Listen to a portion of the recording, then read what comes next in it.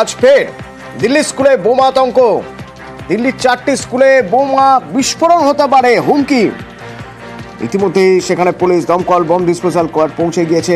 কখন কিভাবে এই হুমকি এলো এবং স্কুলগুলি কি খালি করে দেওয়া হয়েছে, কি অবস্থা জানবো। নয়াদিল্লি থেকে আমার সঙ্গে মৈত্রেয়ী রয়েছেন এই মুহূর্তে ফোনে। মৈত্রেয়ী, অতনু দেখো, আজকে সকালে দিল্লির অন্ততপক্ষে 4টি স্কুলে এই বোমাতঙ্কের ইমেল আসে এবং ইমেলে বলা হয় যে উল্লেখ করা হয় যে স্কুলের পড়ুয়াদের ব্যাগের মধ্যে থাকতে পারে বোম, এবং তারপরেই স্কুল কর্তৃপক্ষের তরফ থেকে দিল্লি পুলিশকে বিষয়টি জানানো হয়। ইতিমধ্যেই ঘটনাস্থলে দিল্লি পুলিশের বিশাল টিম পৌঁছেছেন, তারা তল্লাশি করেছেন। তবে দিল্লি পুলিশ এবং বম্ব স্কোয়াডের তরফ থেকে এখনো পর্যন্ত যেটা জানানো হয়েছে, সন্দেহভাজন কিছুই এখনো পর্যন্ত তাদের হাতে পৌঁছায়নি এবং পড়ুয়ারা প্রত্যেকেই তারা সেফ আছেন বলে দিল্লি পুলিশের তরফ থেকে জানানো হয়েছে। মৈত্রেয়ী, এই যে বারবার স্কুলে বোমা আছে, এই হুমকি এ তো আজকে প্রথম নয়, বারবার যে এভাবে হুমকি আসছে, এ নিয়ে পুলিশ কি বলছে?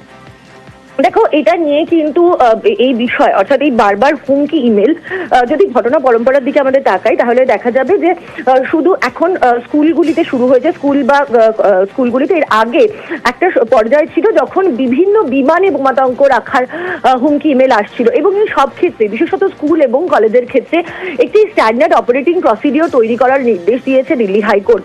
সেখানে বলা হয়েছে যে এই ধরনের হুমকি ইমেল আসলে কি কি করা হবে, সেই প্রসেস তাদেরকে মানতে হবে এবং প্রশাসন এবং স্কুল কর্তৃপক্ষ তাদেরই বা কি ভূমিকা হবে সেটি নির্দিষ্ট করে বলে দেওয়া হয়েছে সেখানে। তবে এখনো পর্যন্ত সেই স্ট্যান্ডার্ড অপারেটিং প্রসিডিওর পুরোদস্তুর ফুলফিল হয়নি, কিন্তু দিল্লি পুলিশ তারা মনে করছেন যে এই ঘটনাগুলির মাধ্যমে কোথাও একটা গিয়ে ভয় পাওয়ানো এবং তার সঙ্গে সঙ্গেই একটা থ্রেট যে রয়েছে একটা আন্ডার সিচুয়েশন তৈরি করা। কিন্তু মৈত্রেয়ী, এই মেলগুলো কোন আইপি অ্যাড্রেস থেকে আসছে সেগুলো তো নিশ্চয়ই ইন্টারসেপ্ট করা সম্ভব হয়েছে।